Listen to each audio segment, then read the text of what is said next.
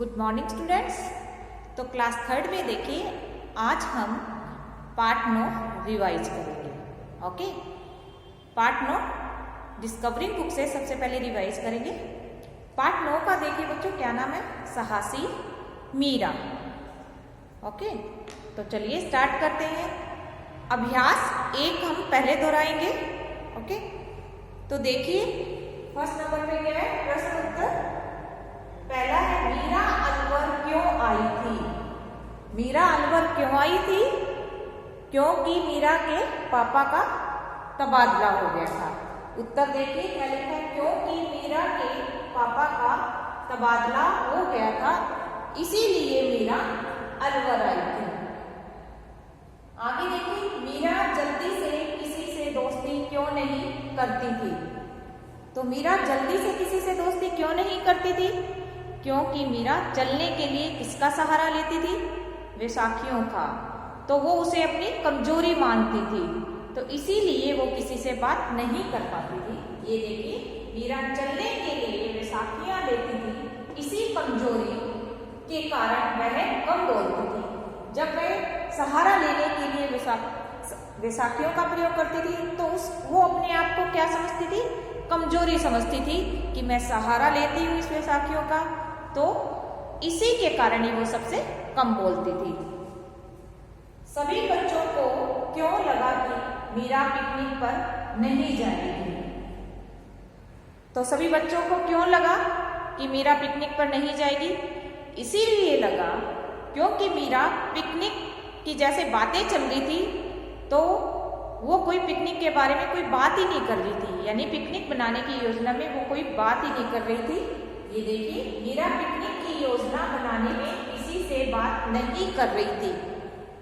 ठीक है, जब पिकनिक बनाने की योजना चल रही थी तो मीरा चुपचाप बैठी थी और किसी से कोई भी बात नहीं कर रही थी।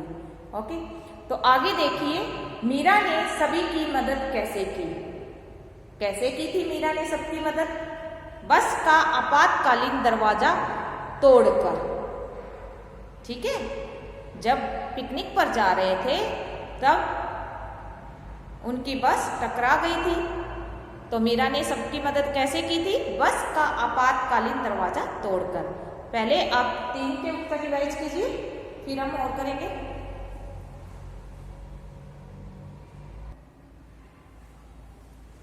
आगे देखिए, चौथे नंबर पे कौन सा दिया हुआ है, मीरा ने सभी की मदद कैसे की। तो मीरा ने सभी की मदद कैसे की थी?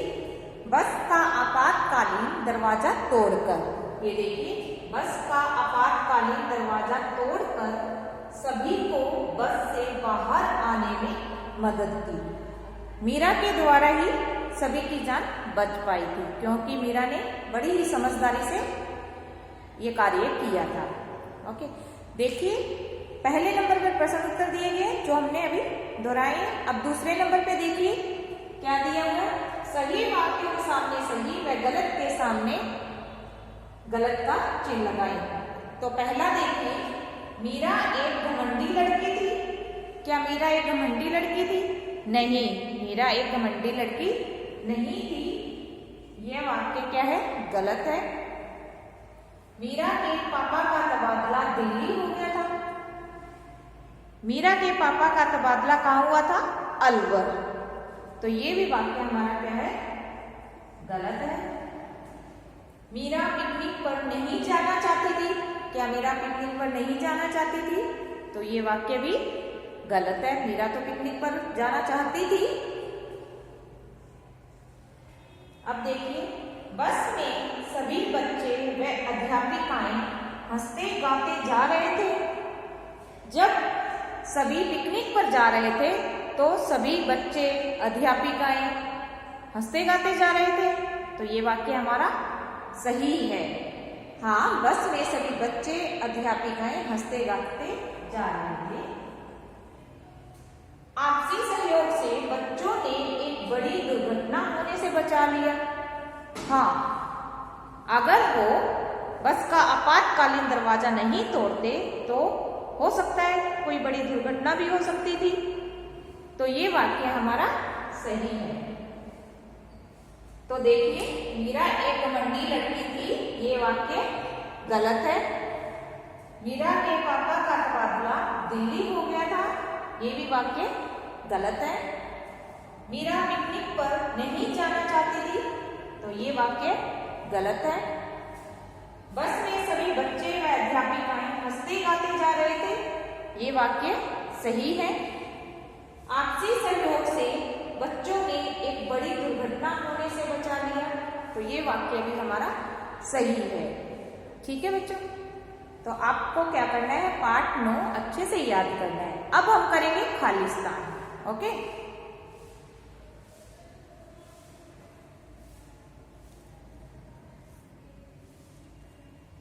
ये देखिए बच्चों, अब खालिस्तान बुक द्वारा करेंगे। कहानी के आधार पर वाक्यों को पूरा कीजिए। तो देखिए, पहला, मीरा का परिवार दिल्ली से अलवर आया था, यानी मीरा के पापा का तबादला कहाँ से हुआ था, दिल्ली से अलवर। तो मीरा का परिवार कहाँ से कहाँ तक आया, दिल्ली से अलवर आया। किसको देखकर सभी बच्चे हैरान थे, मीरा को देखकर सभी बच्चे हैरान थे। बस किस स्थल की ओर चल पड़ी, पिकनिक। स्थल क्या होता है, स्थान या जगह। सभी ने मिलकर प्रयास किया, तभी उन्हें क्या मिली, सफलता मिली। तभी उन्हें क्या मिली बच्चों, सफलता मिली। मीरा का परिवार दिल्ली से अलवर आया था। मीरा को देखकर सभी बच्चे हैरान थे। बस पिकनिक स्थल की ओर चल पड़ी। सभी ने मिलकर प्रयास किया, तभी उन्हें सफलता मिली। तो देखिए, अभ्यास 1 हमने रिवाइज कर लिया है। ठीक है बच्चों, आप अच्छे से अभ्यास 1 को याद कीजिए। ओके, और जिन बच्चों ने पाठ को अच्छे से समझा होगा, उन्हें तो कुछ भी याद करने की ज़रूरत ही नहीं पड़ेगी, क्योंकि पाठ के आधार पर ही सभी प्रश्नों के उत्तर दिए जाते हैं। गलत और सही वाक्यों की पहचान होती है, और कहानी के आधार पर ही हम वाक्यों को पूरा करते हैं। ओके, तो अब देखिए, अब हम माई ऑब्जर्वेशन बुक से ही पार्ट 9 को रिवाइज करेंगे। ये आपकी कौन सी बुक है बच्चों, my observation book. Okay, part 2 है, जिसमें पार्ट 9 हम अभी करेंगे। तो सबसे पहले देखिए, पार्ट 9, हमें पहले ये पाठांश पढ़कर इन प्रश्नों के उत्तर देंगे। अचानक मीरा ने अपनी वैशाखी उठाई और बस के आपातकालीन दरवाजे पर जोर जोर से मारने लगी। सभी मीरा को हैरानी से देख रहे थे। मीरा ने साहस जुटाते हुए कहा, आओ तुम लोग भी शीशा तोड़ने में मेरी मदद करो। हम सभी को साहस से काम लेना चाहिए। इतना कहना था कि कुछ बच्चों ने इधर उधर से कुछ उठाकर बस की खिड़कियों पर मारना शुरू कर दिया। कुछ बच्चे मीरा की मदद में लग गए। सभी की कोशिश से आपातकालीन दरवाज़ा टूट गया। मीरा ने कहा, जल्दी से एक एक कर सभी इस दरवाजे से निकल जाओ, जल्दी करो। एक एक कर सभी बच्चे टूटे दरवाजे से बस से बाहर आ गए। ठीक है बच्चों, अब देखिए प्रश्न उत्तर। मीरा ने अपनी वैशाखी क्यों उठाई? मीरा ने आपातकालीन दरवाज़ा तोड़ने के लिए अपनी वैशाखी उठाई। ठीक है, क्यों उठाई थी? आपातकालीन दरवाज़ा तोड़ने के लिए मीरा ने अपनी वैशाखी उठाई। मीरा ने सभी बच्चों से क्या कहा? तुम लोग शीशा तोड़ने में मेरी मदद करो। तुम लोग यानी जो दरवाजे में शीशा लगा होता है उसे तोड़ने में आप मेरी मदद करो। ओके, आगे देखिए। आपातकालीन दरवाज़ा टूटने पर क्या हुआ? आपातकालीन दरवाज़ा टूटने पर सभी बच्चे टूटे दरवाजे से बाहर आ गए। कहानी का मुख्य भाव क्या है? मिलकर प्रयास करने पर सफलता जरूर मिलती है।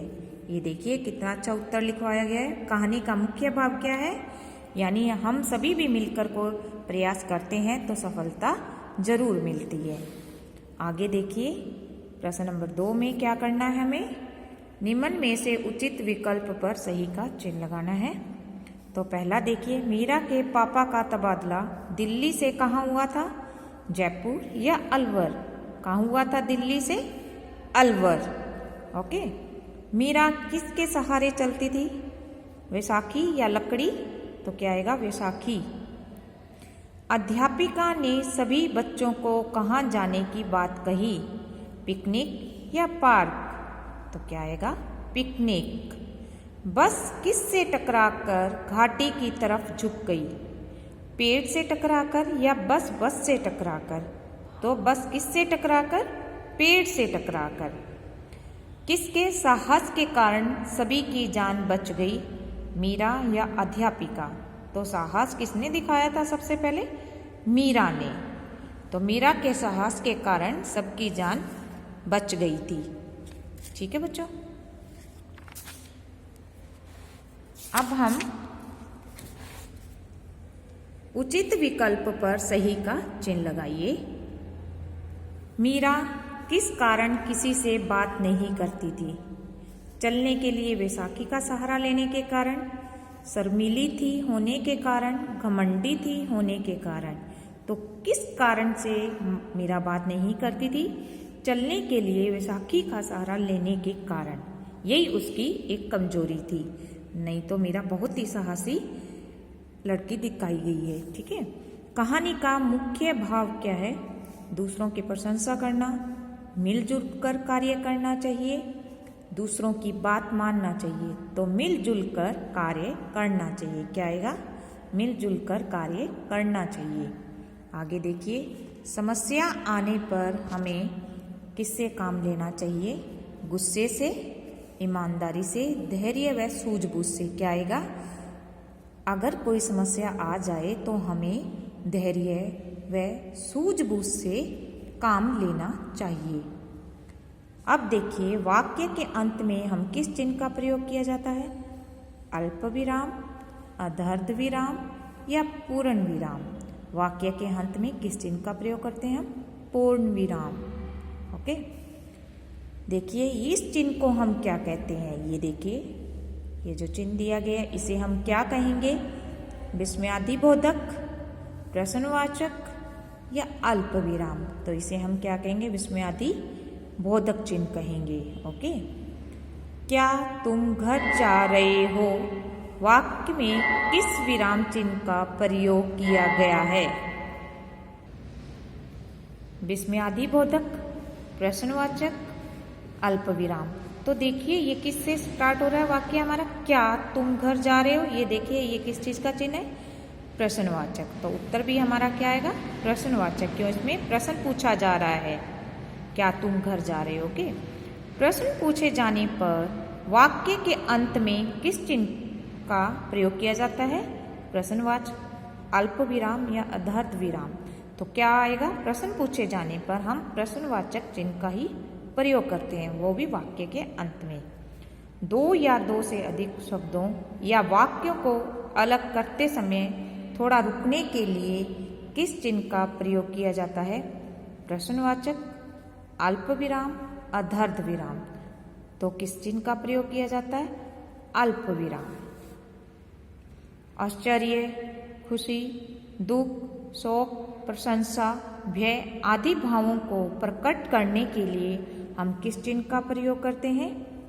ये जब चीजें आती है सभी, तो हमें किस चिन्ह का प्रयोग करना चाहिए, पूर्ण विराम, विस्मयादिबोधक या प्रश्नवाचक। तो कौन सा आएगा, आश्चर्य, खुशी, दुख, शोक, प्रशंसा, भय आदि भावों को प्रकट करने के लिए हम विस्मयादिबोधक चिन्ह का प्रयोग करते हैं।